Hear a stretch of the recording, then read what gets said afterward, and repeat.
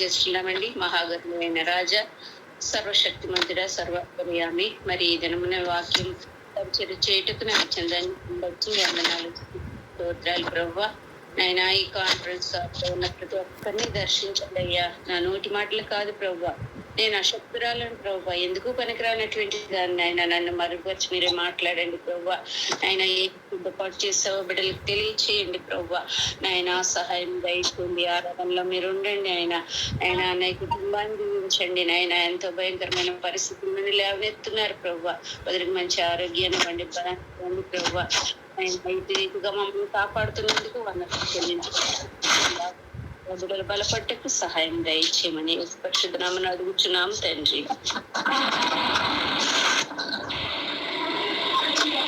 ఈ సమయంలో మన దేవుని మాటలు విందామండి. అందరికీ తెలిసిందే, లూకా సువార్త 15వ అధ్యాయంలో మరి ప్రభు వారు ఉపమానం చెప్తామండి.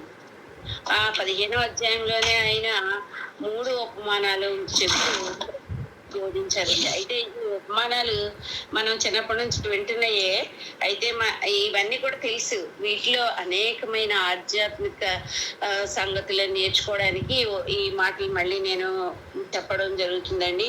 ఈ అధ్యాయం మొదటి నుండి మనం గమనించినట్లయితే ఆయన అంటే యేసు ప్రభు వారు చెప్పే బోధ వినడానికి ఎవరు వచ్చారండి? సుంకర్లు, పాపులు ఆయన దగ్గర రావడం చూశారు. ఎవరు చూసారంటే శాస్త్రులు, పరిసయ్యులు చూసి ఏంటి ఈయన వీళ్ళతో కలిసి వీళ్ళతో బోధిస్తున్నాడు, వీళ్ళతో కలిసి భోజనం చేస్తున్నాడు. మొదటి వచనంలో చూసాం, ఒకప్పుడు సమస్తమైన సుంకర్లను, పాపులను ఆయన బోధ వినుటకు ఆయన దగ్గరకు వచ్చి ఉండగా పరిసయ్యులను, శాస్త్రులను అది చూచి ఇతడు పాపులను చేర్చుకుని వారితో కూడా భోజనం చేయించున్నాడని సణుక్కున్నారంటండి. ఇలాగా యేసు ప్రభు చెప్పి బోధ వినడానికి సుంకర పాపులు రావడం చూసిన ఈ శాస్త్రులు, పరిసయ్యులు సణుక్కున్నారని వ్రాయబడింది. ఈ సణుగుడు మనకి భయంకరమైన పాపంలో ఒక పాపం అండి. సణుగుడు అనేది మన జీవితాల్లో ఉండడానికి వీల్లేదండి. కానీ మన ఈ సణుగుడు వస్తానే ఉంది. పాత నిబంధనల్లో మన పితరులు సణుగుతూనే 40 సంవత్సరాలు ఆ యొక్క అరణ్యంలో నడుస్తూ మోషేదేవాన్ని దేవుణ్ణి సణుగుతూనే ఉన్నారండి. ఈ సణుగుడు అప్పటి నుంచే మనకు మొదలైంది. కొత్త నిబంధనలో కూడా అది మనకు విడిచిపెట్టలేదండి. ఇక్కడ శాస్త్రులు, పరిసయ్యులు సణుగుతున్నప్పుడు ఈయన బోధకుడు కదా, ఏమని సణుగుతున్నాడు? ఈ బోధకుడు కదా, పరలోకం నుండి దిగి వచ్చాడు కదా, ఇలా బోధకుడు అంటున్నాడు, పరలోకం నుంచి దిగి వచ్చాను అంటున్నాడు. ఇలాంటి ఈయన సుంకరులతోనూ, పాపులతోనూ భోజనం చేయడం ఏంటి, వాళ్ళతో సహవాసం చేయడమేనా అని సణుక్కుంటూ ఉన్నారు. వాళ్ళు అలా సణుక్కున్నప్పుడు అప్పుడు వారి హృదయాలను తెలుసుకున్న ప్రభు వారు ఈ 3 ఉపమానాలు చెప్పడం జరిగిందండి. ఎందుకంటే ఆయన హృదయ రహస్యాలు ఎరిగినటువంటి వాడు కాబట్టి ఈ క్రింద 3 ఉపమానాలను చెప్పడం జరిగింది. యేసు తన బోధ ఉపమానంతోనే చెప్పేవారని చాలా మనం వింటున్నాము. మొదటిగా ఈ అధ్యాయంలో 3 ఉపమానాల్లో మొదటి తప్పిపోయిన గొర్రెల గురించి చెప్పారండి. 100 గొర్రెల్లో 1 గొర్రె తగ్గిపోతే అది తిరిగి దొరికినప్పుడు అందరూ సంతోషించారని, తర్వాత ఒక స్త్రీ నాణాన్ని పోగొట్టుకున్నప్పుడు దాన్ని కూడా ఇల్లంతా ఊడ్చి తను దొరికినప్పుడు తను అందరితో కలిసి సంతోషించినట్లుగా చెప్పాడు. 3వదిగా తప్పిపోయిన కుమారుని గురించి చెప్పారండి. ఈ తప్పిపోయిన కుమారుని గురించి మనం చాలా సార్లు వింటూ ఉన్నాం మనం. ఎందుకంటే ఇక్కడ ప్రభువారు బోధించేటప్పుడు ఏది కూడా ఆయన ఉపమానం లేకుండా బోధించలేదని చెప్తున్నాడండి. నేను ఉపమానం లేకుండా బోధించలేదని ఆ మాట మార్కు సువార్త 4వ అధ్యాయము 34, 35 వచనాల్లో మనం చూసినట్లయితే అక్కడ రాయబడినది ఏంటంటే, వారికి వినుటకు శక్తి కొలది ఇలాంటి అనేకమైన ఉపమానాలు చెప్పి ఆయన వారికి వాక్యము బోధించెను. ఉపమానము లేకుండా వారికి బోధించలేదు, కానీ ఒంటరిగా ఉన్నప్పుడు శిష్యులకు అన్నిటినీ విస్తరించారు. ఒకవేళ శిష్యులకి ఈ ఉపమానాలు అర్థం కాస్తే ప్రభు ఎందుకు అలా చెప్పారు అన్నప్పుడు, ఒంటరిగా ఉన్నప్పుడు వారికి దాని గురించి చెప్పడం జరిగిందండి. అయితే ఇక్కడ ప్రతి విషయాన్ని కూడా యేసు ప్రభు వారు ఉపమానంతోనే చెప్పినట్లున్నారు. ఈ 3వ ఉపమానంలో నేను మీకు తప్పిపోయిన కుమారుని గురించి చెప్పాలనుకుంటున్నాను. ఇది ఒక కథగా మనం చిన్నప్పటి నుంచి నేర్చుకున్నామండి. కానీ దీనిలో అనేకమైన ఆధ్యాత్మిక సత్యాలు మనం చూస్తాము. దీనిలో నశించున్న మానవుని పట్ల ప్రభువు వారికి ఉన్న అపారమైన ప్రేమ, ఆ ప్రేమను మనం కొలవలేమండి. అంత అపారమైన ప్రేమను మనం చూస్తున్నాము. ఇక్కడ తండ్రి ఇల్లు అని ఉంది. తండ్రి ఇంటిని చిన్న కుమారుడు వదిలి వెళ్ళిపోయాడు. ఈ ఉపమానం చదివినప్పుడు వాళ్ళలో చిన్న ఒకరికి ఇద్దరు కుమారులు ఉన్నారండి. ఒక మనుషుడికి వాళ్ళలో చిన్నవాడు తండ్రి ఆస్తిలో నాకు వచ్చి బాగా మిమ్మల్ని తన తండ్రిని అడుగు, అతడు వారికి ఇచ్చి వారికి తన ఆస్తిని పంచిపెట్టాడు. కొన్ని దినములైన తర్వాత చిన్న కుమారుడు సమస్తమును కూర్చుకొని దూరదేశం ప్రయాణమైపోయి తన ఆస్తిని అంతటిని దుర్వ్యాపారం వల్ల పాడు చేశాను. అదంతా ఖర్చు చేసిన తర్వాత ఆ దేశం ముందు గొప్ప కరువు రాగా వాడు ఇబ్బంది పడసాగి వెళ్ళి ఆ దేశంలో చెంత చేరిన అది పందులు మేపుటకు తన పొలంలోనికి దాన్ని పంపిణీ. ఇదంతా మనం తెలిసిన విషయమే. అయితే ఇక్కడ తండ్రి ఇంటిని విడిచాడండి. తండ్రి అంటే దేవుడు, తండ్రి ఇల్లు అంటే దేవుని మందిరము. చిన్న కుమారుడు సుంకర్లకు పాపులకు సాదృశ్యంగా ఉన్నాడండి. ఒకరోజు చిన్న కుమారుడు తండ్రి దగ్గరికి వెళ్ళాడు. వెళ్ళి ఏమంటున్నాడంటే నాకు ఇచ్చేయ వారికి. అప్పుడు ఏం చేశాడు అనగానే తండ్రి ఆస్తిని ఇచ్చేసాడు. కొన్ని రోజులకి ఆస్తి అంతా పట్టుకున్నాడు. పట్టుకుని పోయి అన్ని పాడు చేసిస్తున్నాడు. కరువు వచ్చింది, ఆ దేశంలో కరువు వచ్చింది, తినడానికి తిండి లేదు. మరి ఏం చేయాలో తెలియని పరిస్థితిలో ఒక దగ్గర చేస్తే పందులు మేపడానికి అని కుదిర్చాడు. తిండి దొరకక పందులు పొట్టు కూడా తినడానికి తయారయ్యాడు. చిన్న కుమారుడు ఈ విషయంలో ఏ విధంగా తప్పిపోయాడు, ఏ విధంగా తండ్రిని విడిచి నష్టపోయాడనే మనం ఆలోచనగానే చేస్తే చిన్న కుమారుడు తన తండ్రిని విడిచిపెట్టేశాడండి. తన తండ్రి ఇంటిని విడిచిపెట్టేశాడు. తండ్రి ఇల్లు అంటే దేవుని మందిరాన్ని విడిచిపెట్టేశాడు. ఈ తప్పిపోయిన కుమారుని కన్నా మనం గొప్పవాళ్ళం ఏం కాదండి. ఈ ఉపమానాన్ని మనకు అన్వయించుకున్నట్లయితే మన ఆధ్యాత్మిక స్థితిలో ఎదుగుతాము. ఎందుకంటే మనం తప్పిపోతున్నామేమో, దేవుని సన్నిధి నుండి మనం తప్పిపోతున్నామేమో. అలా తప్పిపోకుండా ఈ చిన్న కుమారుని సాదృశ్యంగా మనం తీసుకుందామండి. చిన్న కుమారుడు తండ్రిని ఆస్తి అడిగాడు. నేను అనుకున్నట్లుగా నేను జీవిస్తాను, నీవు చూపించే అధికారంలో నేను బ్రతకలేను, నువ్వేం చెప్పినా నీ యొక్క మాటలు నేను వినలేను, నీవు నా ఇష్టానుసారంగా నేను బ్రతుకుతాను, నేను నా సొంతంగా నేను జీవించేయగలను. చాలా మంది కూడా ఈ రోజుల్లో అట్టి రీతిగానే అడుగుతున్నారు. తండ్రి మీద తిరుగుబాటు చేశాడు. తండ్రి మీద తిరుగుబాటు చేసి తండ్రి బలవంతం చేశాడు. తండ్రిని ఇస్తావా లేదా, నేను వెళ్ళిపోతాను, నీ దగ్గర నేను ఉండలేనని తన ఆస్తిని తీసుకుని తండ్రి ఇంటిని విడిచి వెళ్ళిపోయినట్లుగా చూస్తున్నాం. ఈ రోజుల్లో చాలా మందికి దేవునితో సహవాసం చేయడం ఇష్టం లేదండి. దేవునితో ఉండాలనే ఆశ లేదు. దేవుని విడిచి సొంత ఆలోచనలు కల్పించుకుని లోకంలో ఆనందించి ఏదో ఉండిపోయింది, లోకంలో ఆనందించాలని, లోకంలో సంతోషించాలని తన సొంత నిర్ణయాల మీద ఆధారపడుతూ జీవితాన్ని కొనసాగించాలనుకున్నారు. ప్రతి ఒక్కరికి కూడా ఈ తప్పిపోయిన కుమారుడు సాదృశ్యంగా ఉన్నాడండి. అలాంటి ఆ తప్పిపోయిన కుమారుడిని మన ముందు ఉంచాడు దేవుడు. ఈ రోజుల్లో ఉన్న అప్పటి రాయించిన పరిస్థితి ఈ రోజుల్లో కూడా ప్రజలందరూ ఈ విధంగానే ఉన్నారని మనం గమనించవలసిన వారమే. దేవుని మందిరము లో ఏముంటాయండి అంటే తండ్రి ఇంట్లో ఏమున్నాయి మనకి? ఇప్పుడు చూడండి, ఇక్కడ చిన్న కుమారుడు పట్టిపోయిన తండ్రి ఇంటిలో ఏమున్నాయండి? ఐశ్వర్యం ఉంది, అధికారం ఉంది, సంతోషం ఉంది, సమాధానం ఉంది, ఘనత ఉంది, ఇంకా వాళ్ళకి సేవ చేయడానికి సేవకులు కూడా ఉన్నారు. అన్నిటికన్నా ముఖ్యంగా ఏముందంటే తండ్రి ప్రేమ అండి. ఆ తండ్రి ప్రేమ, ఆ యొక్క తండ్రి ప్రేమను కూడా మర్చిపోయాడండి. తండ్రి ఇంట్లో ఉన్న సౌకర్యాలన్నిటినీ విడిచిపెట్టేశాడు. నాకు ఏం అక్కర్లేదు, నా డబ్బులు నాకు ఇచ్చే, నేను వెళ్ళిపోతాను, నా సొంత ఆలోచనలతో నేను ఇష్టానుసారంగా జీవించగలనని ఆ తండ్రి ఇంటిని విడిచిపెట్టేశాడండి. బయటకు వచ్చేసాడు, దూరదేశంకి వెళ్ళిపోయాడు. దేవునితో జీవించాల్సిన మానవుడు, దేవునితో సహవాసించవలసిన మానవుడు, దేవుని సంతోషపరచవలసిన వాడు, దేవుని మహిమపరచవలసిన వాడు, నీతో నాకు సంబంధమే లేదు, నేనుగా ఈ లోకంలో జీవించగలను, స్వతంత్రంగా జీవించగలను, సంతోషంగా జీవిస్తానని దేవుడు లేకుండానే బ్రతుకు మనం ఈ రోజుల్లో చాలా మందిలో చూస్తున్నామండి. ఇక్కడ చిన్న కుమారుడు తండ్రి చిత్తానికి విధేయుడిగా ఉండడం ఇష్టం లేక సొంత ఆలోచనలు నెరవేర్చుకోవాలనే ఆలోచనతో మరి ఈ ఆలోచన వచ్చింది ఎవరికండి? చిన్న కుమారుడికి. ఎవరు పుట్టిస్తారండి ఇలాంటి ఆలోచనలన్నీ? పుట్టించేవాడు సాతాను గాడు. ఈ పాపపు ఆలోచనలు, పాపపు తలంపులు పుట్టించేది సాతాను గాడు. చక్కగా తండ్రితో కలిసి తండ్రి ఇంటిలో నివసించి తండ్రి ప్రేమను పొందుతూ తండ్రి ఐశ్వర్యాన్ని అనుభవిస్తూ తండ్రితో మనం సహవాసం చేస్తున్నప్పుడు పాపపు ఆలోచనలు సైతాను గాడు, పాపపు తలంపులు పుట్టించుతున్నాడండి ఈ సాతాను గాడు. ఆనాడు ఆదాము అవ్వల్లో కూడా దేవుని తోటలో ఆదాము అవ్వలు ఆనందంగా సంతోషంగా తిరుగులాడుతూ ఇష్టం వచ్చినట్టు బ్రతుకుతున్నప్పుడు అది చూసి సాతాను గారు ఓర్చుకోలేకపోయాడండి. అప్పుడు ఏం చేశాడండి? ఆ సమయంలో హవ్వమ్మ గారు పాపం వైపు సాతాను నడిపించాడు. ఆజ్ఞాతిక్రమమే పాపము. వారు సంతోషంగా ఉండడం చూడలేకపోయింది సాతాను. కాబట్టి హవ్వమ్మ వల్ల వారి తోటలు హవ్వమ్మ వినేసిందండి. పాపము ఆలోచనలో ఆ దేవుడు వద్దన్న పని చేసింది. ఏమైందండి? వారి బ్రతుకు ఆ తోటలోంచి బయటికి వచ్చి ఎన్ని కష్టాలు, ఎన్ని ప్రసవ వేదన పడుతూ పిల్లలు కంటావు, నువ్వు చెమట వచ్చి మరి భూమిని సేద్యం చేసుకుంటావు. ఎన్ని కష్టాలు ఎందుకంటే వచ్చినాయండి? కేవలం సాతాను ఆలోచన కల్పించడం వల్ల.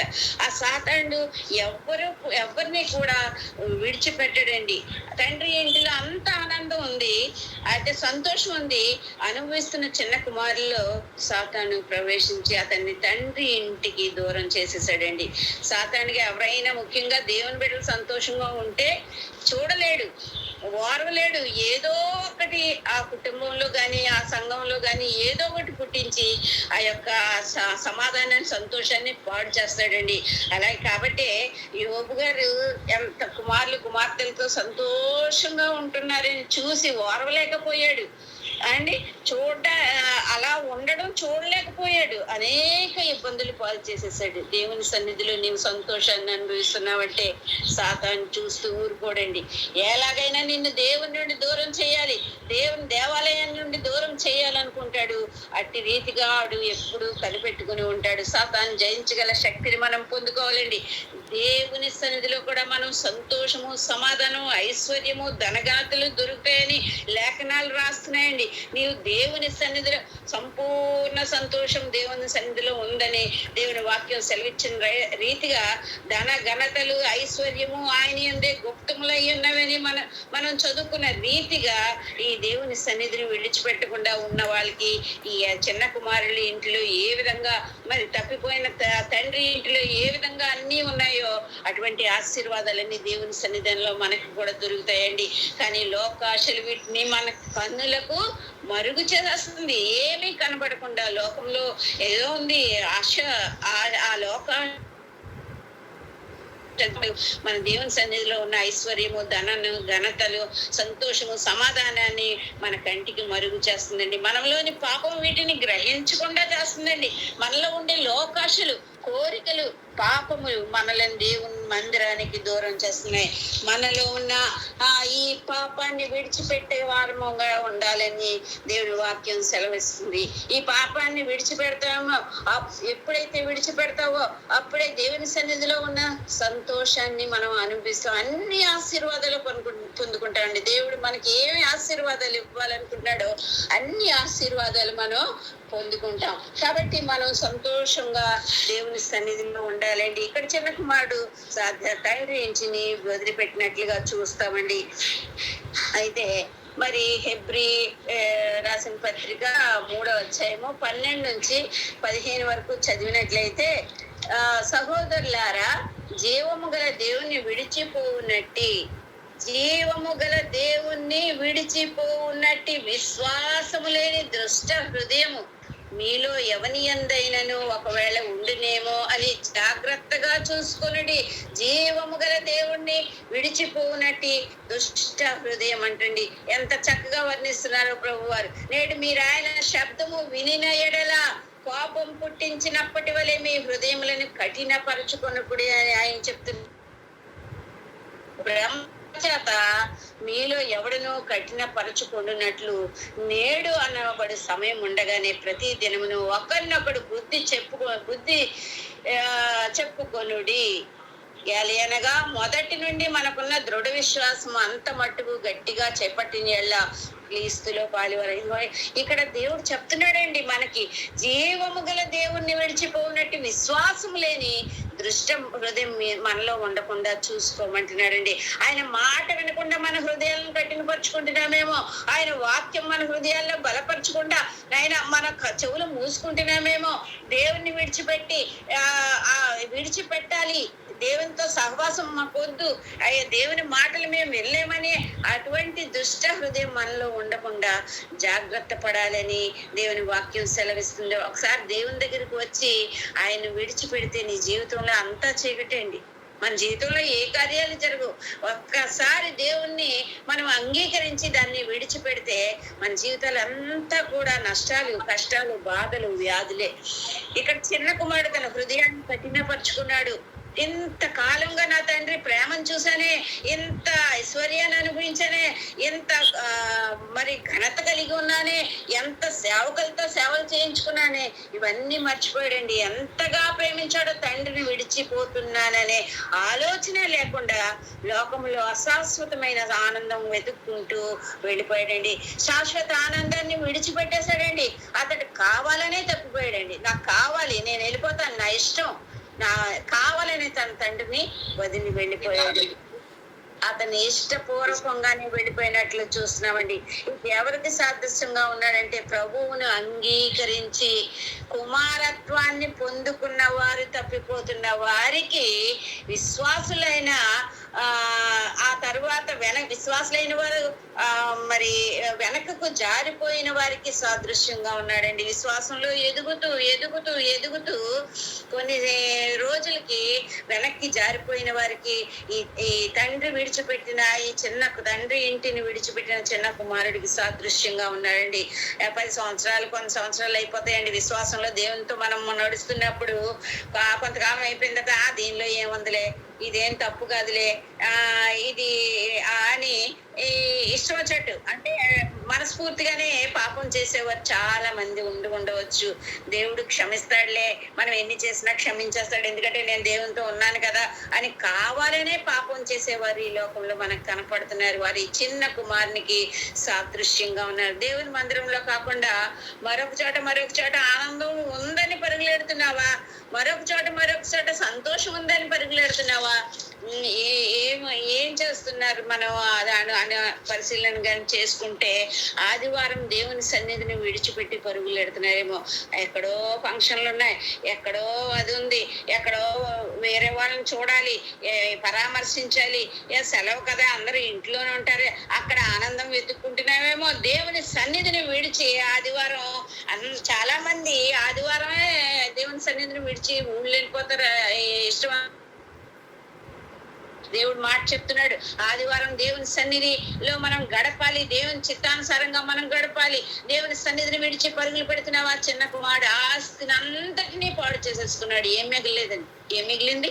ఏమి సాధించలేకపోయాడు, తేలిపోయాడు దూరదేశం. దేవుడు లేకుండా మనం ఏమీ చేయలేమండి. నాకు వేరుగా ఉండి మీరేమీ చేయలేరు. ద్రాక్ష తీగల ద్రాక్ష వల్ల నిలిచి ఉంటేనే గాని అవి ఫలించవని బైబిల్ చెప్పినట్లుగా అది ఎప్పటికీ దేవుని లేకుండా మనం చేయలేమని, దేవుని మందిరాన్ని విడిచి ఏమీ సాధించలేమండి. సాధించాలనుకున్నా కూడా ఎప్పటికీ జరగదు. నీకు అన్ని కష్టాలే, ఆరోగ్యం ఉండదు, ఐశ్వర్యం ఉండదు, ఆనందం ఉండదు. దేవుణ్ణి పట్టుకున్న ఇవన్నీ ఉండవని అంటలేదండి. దేవునితో ఉన్న ఈ కష్టాలు ఉంటాయి, నష్టాలు ఉంటాయి, అనారోగ్యాలు ఉంటాయి అన్నీ. కానీ దేవుని విడిచిపెట్టినవాడు వాటి నుంచి బయటికి రాలేడు. దేవుని హత్తుకున్నవాడు ఆ దేవుడు సాయం చేస్తాడు, వాటన్నిటిని జయించగల శక్తిని మనకి ఇస్తాడండి. ఇంకా మొట్టమొదటిగా ఏం చేశాడండి, తండ్రి ఇంటిని కోల్పోయాడు. రెండవదిగా అతడు తన రూపాన్ని పోగొట్టుకున్నాడండి. తను తండ్రి ఇంట్లో ఉన్నప్పుడు రాజవస్త్రాలు ధరించాడు, సుగంధ వస్త్రాలు, సెంట్లు వేసుకొని మరి సువాసనతో ఉండేవాడు. ఒంటి నిండా బంగారం, చేతి నిండా డబ్బు. ఇలాంటి పరిస్థితి సేవకులు అలాంటి జీవితం జీవించిన అతను ఏం చేశాడండి, అత్యంత అందంగా కనిపించాడు తండ్రి ఇంటిలో. అయితే ఎప్పుడైతే తండ్రిని విడిచిపెట్టి వెళ్ళాడో, ఆ యొక్క ధనాన్ని ఎప్పుడైతే కోల్పోయాడో అతని రూపం పూర్తిగా మారిపోయిందండి. చేతిలో చిలి గవ్వలేదు. దరిద్రత, దిక్కుమాలినతనము తన రూపాన్ని మార్చేసిందండి. సరి అయిన బట్టలు లేవు, బక్క చిక్కుపోవడం, వికారంగా కనిపించడం, మరి అంతటి దీన స్థితిలోకి వెళ్ళకపోవడానికి కారణము తండ్రిని విడిచిపెట్టి వెళ్ళడం అండి. ఆది కాండంలో మనం చూస్తాము. 1:26-27 చదివినట్లయితే దేవుని స్వరూపంతో మనం చేయబడ్డామని తండ్రి అంటున్నాడు. మనం ఎవరు అండి? దేవుని స్వరూపం కలిగినటువంటి వారము. ఆ రూపాన్ని మనం పోగొట్టుకోవడానికి వీలు లేదండి. ఆ రూపాన్ని ఇక్కడ చిన్న కుమారుడు పోగొట్టుకున్నాడు. మనం ఎప్పుడైతే దేవుని సంధిని విడిచిపెడతామో అప్పుడే మన రూపాన్ని, దేవుని రూపాన్ని మనం కోల్పోతామండి, పోగొట్టుకుంటాము. మనం దేవుని రూపాన్ని పోగొట్టుకుని అన్ని కూడా బికారితనానిగా మనం మారిపోతామండి. అందుకనే ఇక్కడ గలతీలో పౌలు గారు చెప్తున్నాడు. గలతీ 4:19 మనం మాట చేస్తుంది. నా పిల్లలారా, క్రీస్తు స్వరూపం మీ అందు ఏర్పడి వరకు మీ విషయమే మరలా నాకు ప్రసవ వేదన కలుగుచున్నదంట. చూడండి, తప్పిపోయిన కుమారుడు మరలా తన స్వరూపాన్ని పొందు వరకు ఇక్కడ దేవుడు అంటున్నాడు ప్రసవ వేదన పడుతున్నాడంటే. అపోస్తలుడైన పౌలు గలతీ రాస్తూ మనం పోగొట్టుకున్న క్రీస్తు రూపాన్ని తిరిగి ధరించుకునే వరకు దేవునికి ప్రసవ వేదన కలుగుతుందని మాట్లాడుతున్నాడు. ఆయన ఎంతగా వేదన పడుతున్నాడంటే మనం తిరిగి క్రీస్తు శరీరాన్ని ధరించాలి, తిరిగి జన్మించాలి. అంతవరకు, తిరిగి జన్మించే వరకు నేను ప్రసవ వేదన పడుతూనే ఉంటానని ప్రభు వారు మాట్లాడుతున్నాడు. తండ్రితో ఉన్నప్పుడు ఈ ప్రశస్త వస్త్రాలు వేసుకున్నాడు, చేతికి ఉంగరాలు పెట్టుకున్నాడు, కాలికి చెప్పులున్నాయి. ఎంతో అందమైన రూపం కలిగిన చిన్న కుమారుడు తండ్రిని వదిలిన తర్వాత అన్ని పోగొట్టుకున్నాడండి. అన్ని పోయాయి. ఆదాము హవ్వలు కూడా అంతే, అలాగే చేశారు కదండి. ఆదాము హవ్వల్ని జ్ఞాపకం చేసుకుంటే ఆజ్ఞను అతిక్రమించి పాపం చేశారు. ఎప్పుడైతే తండ్రి చెప్పింది చేయలేదో అప్పుడు ఆయన వాళ్ళకు ఉన్న మహిమ వస్త్రాలన్నీ కూడా పోగొట్టుకున్నారు కదండి. వారు మహిమ వస్త్రాలతో నింపబడ్డారు. ఎప్పుడైతే తండ్రి ఆజ్ఞకు వ్యతిరేకంగా చేశారో ఆ మహిమ వస్త్రాలన్నీ పోగొట్టుకుని సిగ్గు తెచ్చుకొని ఆకులు చుట్టుకున్నారండి. ఆకులు, ఆ భయంకరమైన పరిస్థితి చూసి దేవుడు చాలా అసహ్యంగా కనబడ్డారు. ఎప్పటికప్పుడు ఆకులు ఎండిపోయి రాలిపోతూ ఉండి మళ్ళీ కుట్టుకోవడం, ఎంత భయంకరమైన పరిస్థితుల్లోకి దిగిపోయారండి వాళ్ళు. అటువంటి భయంకరమైన పరిస్థితులు అయినా దేవుడు కనికర సంపన్నుడు కదండి. కాబట్టి వారికి ఏం చేశాడండి? చర్మపు చొక్కాలు తొడిగించాడు. అంత కరుణామయుడిని మనం విడిచిపోయి ఎక్కడెక్కడో తిరుగుతున్నామేమో, ఎక్కడికి పోతున్నామో తిరుగుతూ తిరుగుతూ తిరుగుతూ మరి ఎక్కడికి పోతున్నామో మనం పరిశీలించుకుందామండి. మరి అంత ఆ స్వరూపాన్ని పోగొట్టుకున్నాడండి, తన రూపాన్ని పోగొట్టుకున్నాడు. మూడోదిగా తన సాక్ష్యాన్ని కూడా పోగొట్టుకున్నాడండి. తన సాక్ష్యం ఏంటి? అతను ఎవరికి చెప్పినా నా తండ్రి ఇంట్లో నేను ఎలా అనిపించాను, అలా అనిపించాను, నేను గొప్పవాడిని, నేను నాకు సేవకులు ఎంతమంది అని ఎవరితో చెప్పినా కూడా ఎవరు నమ్మే పరిస్థితి లేదు. ఎందుకంటే అతను చూస్తే నీచమైన స్థితిలో ఉన్నాడు. ఆ నీచమైన స్థితిని చూసి ఎవ్వరు నేను రాజునికి కుమారుణ్ణి అంటే ఎవ్వరు నమ్మరండి. ఉండవలసిన విధంగా, ఆ రాజకుమారునికి ఉండవలసిన విధంగా అతను లేడు. అందుకే అతడు చెప్పేది ఎవ్వరు కూడా నమ్మరు. తన సాక్ష్యాన్ని పోగొట్టుకున్నాడు. తన తండ్రిని గూర్చి, తన తండ్రి ఇంటిని గూర్చి చెప్పుకునే సాక్ష్యం పోగొట్టుకున్నాడు. ఒకవేళ మనం కూడా మన సాక్ష్యాన్ని పోగొట్టుకుంటున్నామేమో. ఒకప్పుడు నేను దేవుని విడిచిపెట్టకుండా దేవునితో సహవాసం చేస్తూ సకల ఆశీర్వాదాలు పొందుకుంటూ ఆయనతో నేను నడిచాను అంటున్నావేమో. కానీ ఇప్పుడు నువ్వు క్రీస్తుని వదిలేసి అన్యులతో సహవాసం చేస్తూ వారు చెప్పినట్లు నడుస్తున్నావు, వారు నడిచినట్లుగా నడుస్తున్నావు, ముహూర్తాలు చూస్తున్నావు, ఆ తాయెత్తులు కట్టించుకుంటున్నావు, చిల్లంగితనం జరిగించుకుంటున్నావు. కానీ నువ్వు అంటున్నావు నేను దేవునితో నడిచానంటే ఎవ్వరు నమ్మరు. అక్కడ నీ సాక్ష్యాన్ని నువ్వు పోగొట్టుకుంటున్నావేమో. అందుకని అంటున్నారు ప్రభు వారు, మరి మీరు అన్యుల వలె అన్య పనులు ఏమి చేయడానికి వీల్లేదని ప్రభు వారు చెప్తున్నాడు. అన్యులతో సహవాసమే వద్దంటున్నాడు. కానీ మనం దేవునితో ఉంటూ కూడా దేవుణ్ణి విడిచి అన్యులతో మరి ప్రవర్తనలు మనం చేసుకుంటున్నామేమో. మన సాక్ష్యాన్ని మనం పోగొట్టుకుని ఈడేం క్రైస్తవుడురా, ఈడు మనతోనే కదా ఉంటున్నాడు, అలాంటి సాక్ష్యాన్ని మనం పోగొట్టుకుంటున్నాము. దేవునితో ఉండే సాక్ష్యాన్ని మనం ఆలోచించుకుందాం. మనం చూసిన వారి సాక్ష్య జీవితం ఈమె ఉంది అనే విధంగా, సాక్ష్య జీవితం ఈమెకు ఉంది అనే విధంగా మనము ఉండాలండి. ఆ విధంగానే మన ప్రవర్తన ఉండాలి. ఈమె ప్రభువుని నమ్ముకుంది, అప్పటి నుండి ఆయనతోనే జీవిస్తుంది, ఆయనలాగే ప్రవర్తిస్తుంది, ఆయనలాగే క్షమిస్తుంది, ఆయనలాగే సహవాసం చేస్తుంది అని మన గురించి సాక్ష్యం కలిగి ఉండగలిగినటువంటి వారంగా మనం ఉన్నాం. అదే మార్క్స్ సువార్త 1:24 మనం చూసినట్లయితే అక్కడ మరి వాడు అపవిత్రత పెట్టిన మనుష్యుడు, నజరేయుడగు యేసు, మాతో నీకేమి పని, మమ్మల్ని నశింప చేయ వచ్చితివా, నీవెవడవో మాకు తెలియను, నీవు దేవుని పరిశుద్ధుడు అని కేకలు వేశాను. చూడండి, అపవిత్రాత్మ పట్టిన మనుష్యుడే దేవుని గురించి సాక్ష్యం చెప్తున్నాడు. నజరేయుడని యేసు, నీవు దేవుని కుమారుడు, పరిశుద్ధుడవని ఒక అపవిత్రాత్మను పట్టిన వాడు యేసుని గురించి సాక్ష్యం ఇస్తున్నప్పుడు మన గురించి సాక్ష్యము ఏ విధంగా ఉంది? అటువంటి సాక్ష్యాన్ని మనం పొందుకుంటున్నామా? అలాంటి సాక్ష్య జీవితం మనకుందా? ఎవరైనా ఈమె దేవుని బిడ్డ అనే సాక్ష్యం పొందుకుంటున్నామా అని మనం ఆలోచన చేసుకోవాలండి. అలాగే అపోస్తుల కార్యాల్లో కూడా మనం చూసినట్లయితే అక్కడ చిన్నది పుతేనను దయ్యం పట్టిన ఒక స్త్రీ ఉందండి. అందులో అపోస్తుల కార్యాలు 16-17 మేము ప్రార్థనా స్థలం వెళుచుండగా పుతేనను దయ్యం పట్టినదై సోద చెప్పుడు చేత తన యజమానులకు బహులాభం సంపాదించి ఒక చిన్నది మాకు ఎదురొచ్చిన ఆమె పౌలును మమ్మల్ని వెంబడించి, ఈ మనుషులు సర్వోన్నతులైన దేవుని దాసులు, వీరు మీకు రక్షణ మార్గం ప్రచురించే వారే ఉన్నారని కేకలు వేసిందంటండి. చూడండి ఎంత సాక్ష్య జీవితమో. ఆ దయ్యం పట్టిన స్త్రీ పౌలు గారిని, వారితో ఉన్న కొంతమందిని వెంబడించి ఆ రూపాన్ని చూసి, వీరు తేజోమయ వర్చస్సు, వారి వెలుగు చూసి ఆమె ఏమంటుందంటే, వీరు దేవుని కుమారులు, వీరు రక్షణ మార్గంను ప్రచురించడానికి వచ్చారని చెప్తుంది. దేవుని దాసులు, వీరు రక్షణ మార్గాన్ని మీకు ప్రకటిస్తారు అనేక దినములు వారితో ఉంటూ కేకలు వేసి చెప్పిందండి. అంత గొప్ప సాక్ష్యం పొంది అలాంటి సాక్ష్యాన్ని చిన్న కుమారుడు ఇక్కడ పోగొట్టుకున్నాడండి. అయితే ఇక్కడ మళ్ళీ ఈ మాట మనం చూసినట్లయితే బుద్ధి వచ్చినప్పుడు అనే మాట మనం చూస్తాం. చూడండి, 17వ వచనంలో, అయితే బుద్ధి వచ్చినప్పుడు వాడు నా తండ్రి వద్దకు, ఎంతో మంది కూలి వాంటరికి అన్నం సమృద్ధిగా ఉంది, నేనైతే ఇక్కడ ఆకలితో చచ్చిపోవచ్చున్నాను, నేను లేచి వెళ్ళి తండ్రి వద్దకు వెళ్ళి తండ్రి అక్కడ వెళ్తానని ఆలోచన చేసుకున్నాడండి. అయితే బుద్ధి వచ్చినప్పుడు, ఎప్పుడైతే పాపం చేత పట్టుబడి నాశనమైన స్థితిలో వచ్చాడో అప్పుడు బుద్ధి వచ్చింది. ఎవరికండి? చిన్న కుమారునికి బుద్ధి వచ్చింది. బుద్ధి వచ్చి అంటున్నాడు, బుద్ధి వచ్చి ఏం చేసుకుంటున్నాడు? గతాన్ని గుర్తు చేసుకుంటున్నాడు. గతం ఏంటండి? నేను ఎవరి కుమారుణ్ణి, ఎక్కడ ఉండవలసిన వాడిని, ఎక్కడ ఉన్నానయ్యా, ఎందుకు నాకు ఈ గతి పట్టింది అనుకుని తన పూర్వపు స్థితిని తన తండ్రి ఇంటిని జ్ఞాపకం చేసుకుంటున్నాడండి. నేను నా తండ్రి ఇంట్లో ఉన్నప్పుడు ఎలా ఉండేవాడిని, ఈ మురికి స్థితి నాకెందుకు, ఇది కారణం నేనే, దీనికి కారణం నా సొంత ఆలోచనలతోనే నేను నా చిత్తాన్ని నెరవేర్చుకుని తండ్రి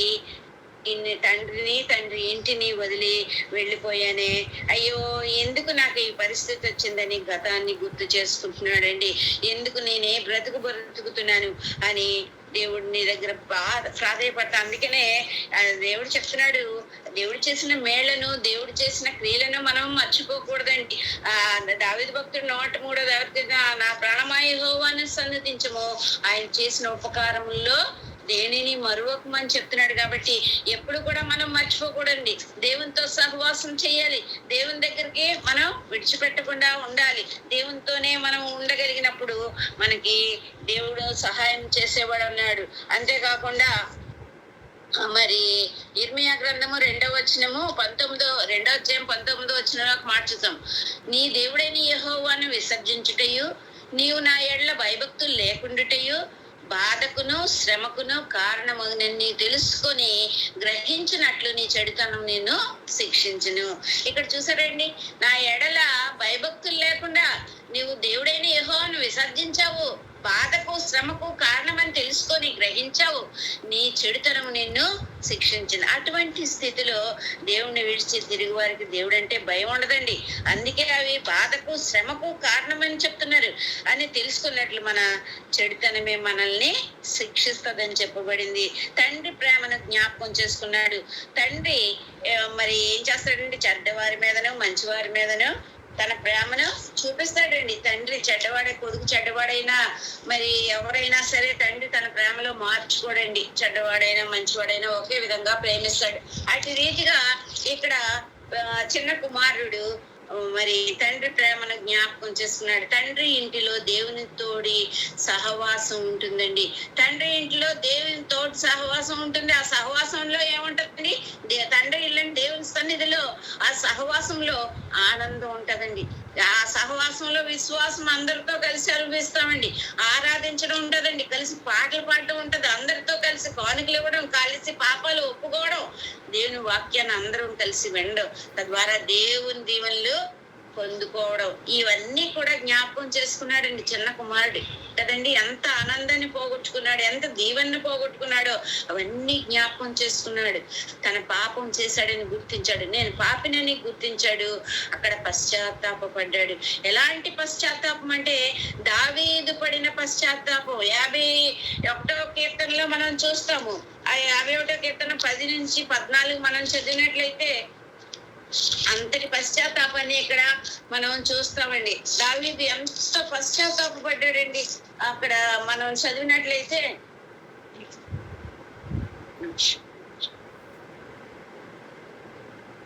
ఆ 10వ వచనం నుంచి మనం చూసినట్లయితే, దేవా నా యందు శుద్ధ హృదయము కలుగజేయము, నా అంతరంగములో స్థిరమైన మనసు నూతనముగా పుట్టించుము, నీ సన్నిధిలో నుండి నన్ను త్రోసివేయకము, నీ పరిశుద్ధాత్మ నా యొద్ద నుండి తీసివేయకు, నీ రక్షణానందం నాకు మరలా పుట్టించుమని అడుగుతున్నాడండి. నీ రక్షణానందం నాకు మరలా పుట్టించు, సమ్మతి గల మనసు నాకు కలుగజేసి నన్ను దృఢపరచుము, అప్పుడు అతిక్రమములు చేసిన చేయి వారికి నీ త్రోవలు బోధించదను, పాపులను నీతోటి తిరుగు. దేవా నా రక్షణకర్త దేవా, రక్తాపరాధం నుండి నన్ను విడుతుంది, అప్పుడు నా నాలుక నీ నీతిని గూర్చి ఉత్సాహగానం చేయి. అంతటి పశ్చాత్తాపాన్ని ఇక్కడ పొందుకున్నాడండి దావీదు. ఎంతగా పశ్చాత్తాపడ్డాడో చేసిన పాపానికి. అటువంటి పశ్చాత్తాపము ఇక్కడ మనం చిన్న కుమారుల్లో చూస్తున్నాము. మన పాపంలో మనం ఒప్పుకొని విడిచిపెట్టాలి. అలాగే చిన్న కుమారుడు పాపాన్ని విడిచిపెట్టేశాడు. 1 యోహాను 1:9 చెప్పబడినట్లుగా అక్కడ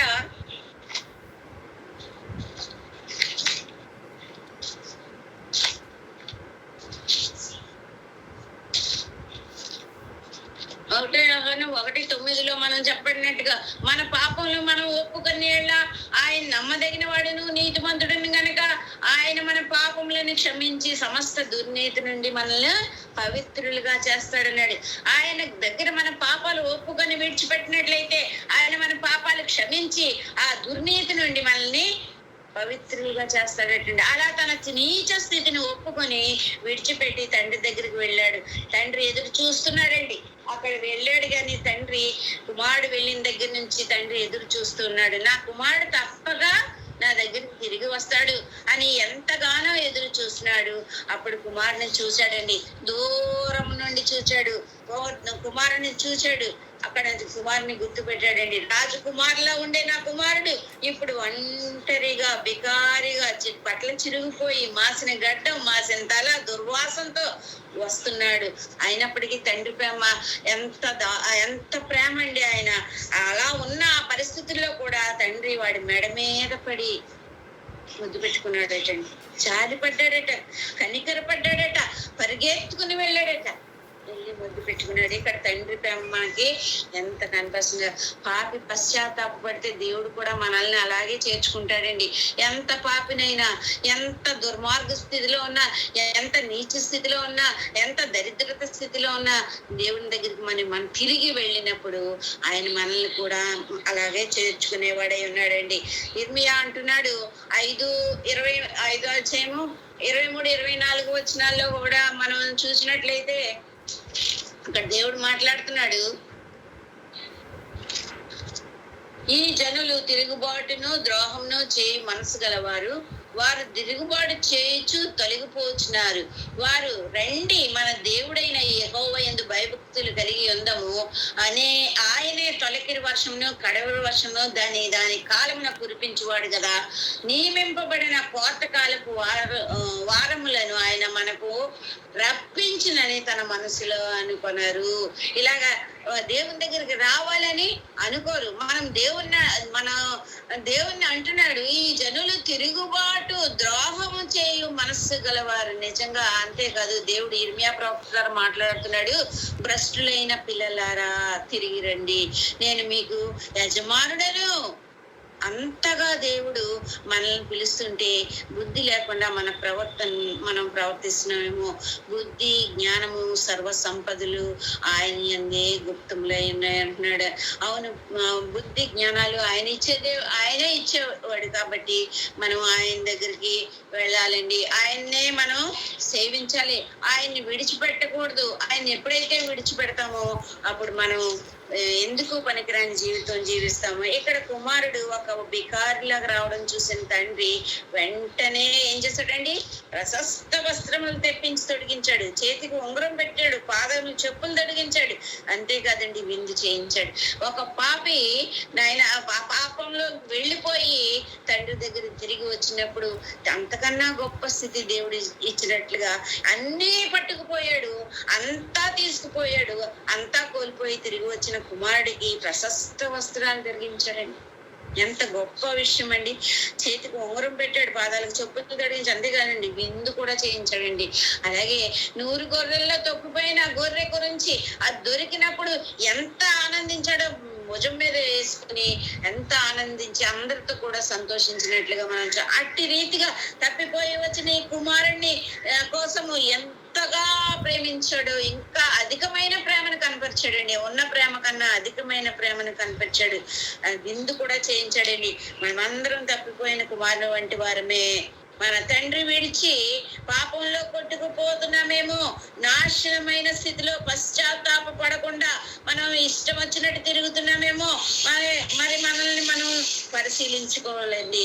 నాశనమైన స్థితిలో కూడా మనం పశ్చాత్తాప పడినప్పుడు మన పాపాలు ఒప్పుకొని విడిచిపెట్టి తిరిగి ఆయన దగ్గరికి వస్తే మన పరలోక తండ్రి కూడా అంతగా ఆనందిస్తాడు. ఆయన ఎంత ఘోర పాపినైనా ఆయన త్రోసి వేసేవాడు కాదండి, గుండెలకు హత్తుకుంటాడు అన్నాడు. తన కుడి పార్శ్వం మీద కూర్చోబెట్టుకుంటాడు అంటాడు. జీవ కిరీటాన్ని మనకి ధరింపజేస్తానంటున్నాడు. పాపి రక్షింపబడినప్పుడు పరలోకంలో ఆనందం కలుగుతుందంటండి. ఇటువంటి విషయాన్ని మనం వింటూ కూడా దేవుణ్ణి విడిచి తిరుగుతున్నామేమో, దేవుని దగ్గరకు వచ్చి నాకు దేవుడు అవసరం లేదని మనం వెళ్ళిపోతున్నామేమో. లోకంలో ఏది జరిగినా నాకు దేవుని దగ్గరికి వెళ్ళినా నాకు ఏది జరగట్లేదు కాబట్టి నేను వేరే విధంగా నేను లోకంలోకి వెళ్ళిపోతానని మనం వెళ్ళిపోతున్నామేమో. చాలా మందిలో అటువంటి విశ్వాసం మనం చూస్తామండి. ఏదన్నా దేవుని దగ్గరికి వచ్చినప్పుడు కార్యం జరగలేదు అనుకోండి, వెంటనే మారిపోతారు, దేవుని దగ్గర విడిచిపెట్టి వెళ్ళిపోతారు, దేవుని సన్నిధి మానేస్తారు. అటువంటి స్థితిలో దేవుడు నువ్వు అనుకుంటున్నావేమో నువ్వేదో సాధిద్దామని, లోకంలో ఏదో ఆనందాన్ని వెతుక్కుంటున్నావేమో, లోకంలో జీవించే నేను ఏదో గొప్పవాడిని అయిపోతాను, నేను ప్రయోజకుడిని అయిపోతాను, నేను ఐశ్వర్యవంతుడిని అయిపోతాను నువ్వు అనుకుంటున్నావేమో. దేవుడు నువ్వు విడిచిపెట్టిన దేవుడు నిన్ను విడిచిపెట్టాడు. నీకు బుద్ధి చెప్పాల్సిన రీతిగానే బుద్ధి చెప్తాడు. అలాగే బుద్ధి చెప్పాడు. చిన్న కుమారుడు తిరిగి తండ్రి దగ్గరికి చేర్చాడు యేసు ప్రభు వారు. అలాగే మనకు కూడా దేవుడు సహాయం చేసే దేవుడు అయ్యాడు. మనం ఎట్టి పరిస్థితుల్లోనే దేవుని విడిచిపెట్టకూడదండి. కష్టం వచ్చినా నష్టం వచ్చినా ఆయనతో ఉన్నప్పుడు మరి ఎంతగా ఆయన ప్రేమించగలడు, అంతగా మనల్ని ప్రేమించే దేవుడు అయ్యాడు. కష్టాలు రావని అంటలేదు, కష్టాలు వస్తాయి, కానీ వాటిలోంచి తప్పించగల శక్తిమంతుడు మన దేవుడు. కానీ నువ్వు లోకంలోకి వెళ్ళిపోయి అన్యులతో సహవాసం చేసినప్పుడు కష్టాల్లో కూరుకుపోయినా బయటకు రాలేని పరిస్థితిలో నీవు ఉంటావు. పాపము కొద్ది కాలమే నువ్వు ఆనందంగా ఉంచుతుందేమో గాని మనకు శాశ్వతమైన ఆనందం దేవుని సన్నిధిలోనే దొరుకుతుందని ఈ చిన్న కుమారుని వల్ల తిరిగి రమ్మంటున్నారు. చిన్న కుమారుడు ఏ విధంగా వచ్చారో మనం కూడా దేవుని విశ్వాసంలో దిగజారిపోయామేమో, ఆత్మీయ స్థితిలో దిగజారిపోయిన స్థితిలో ఉన్నామేమో. ఆయన పిలుస్తున్నారు, తిరిగి రండి అని. భ్రష్టులైన బిడ్డలారా, మీ అవిశ్వాసాన్ని నేను బాగు చేస్తాను, నా యొద్దకు రండి అని ఇర్మియా భక్తుడి ద్వారా చెప్తున్నాడు. అటు రీతిగా మనం ఈ తప్పిపోయిన కుమారులో ఉన్న ఆ లక్షణాలను మనం విడిచిపెట్టాలండి. ఏ విధంగా గతాన్ని గుర్తు చేసుకున్నాడో, గతాన్ని గుర్తు చేసుకున్న ఎలాగైతే తిరిగి దేవుని దగ్గరికి వచ్చాడో, ఒకవేళ మనం కూడా అటువంటి స్థితిలో ఉంటే తిరిగి దేవుని దగ్గరికి వద్దామండి. ఆయన నుండి మనం తిరిగి దేవునిలో పొందుకొని ఆయనతో సహవాసం చేసి గొప్ప స్థితిలో మనం నిలబెడదామండి. ఆయన నిత్య రాజ్యంలో మనం చేరడానికి మనల్ని మనం సిద్ధపడి చేసుకుందామండి దేవునితో. మరి సహవాసం చేసినప్పుడు సమస్తమును మరి ఏమొచ్చినా, కష్టం వచ్చినా, వ్యాధి వచ్చినా, బాధ వచ్చినా ఆయన తప్ప ఎవరు మనకి సహాయం చేయలేరండి. ఎందుకంటే మనం ఆయన చేత కొనబడిన వాడు, ఆయన రక్తంలో కడగబడిన వారం కాబట్టి మనం ఆయనతో సహవాసం చేసినట్లయితే ఆయన మనల్ని దీవించగల శక్తిమంతుడు, ఆశీర్వదించగల శక్తిమంతుడు. మన కుటుంబాల చుట్టూ ఆయన రక్తము కంచిగా వేసే శక్తిమంతుడు కాబట్టి ఏ విధమైన సైతాను మనల్ని అంటకుండా ఆయన కాపుదల ఇచ్చే దేవుడు కాబట్టి మనం అందరం కూడా ఆ చిన్న కుమారుడు వలె కాక మన జీవితాలు దేవునికి సమర్పించుకొని ముందుకు సాగాలని ఈ వాక్యం ద్వారా తెలియజేస్తున్నాయి. ఈ వాక్యం దేవుడు దీవించిన గాక.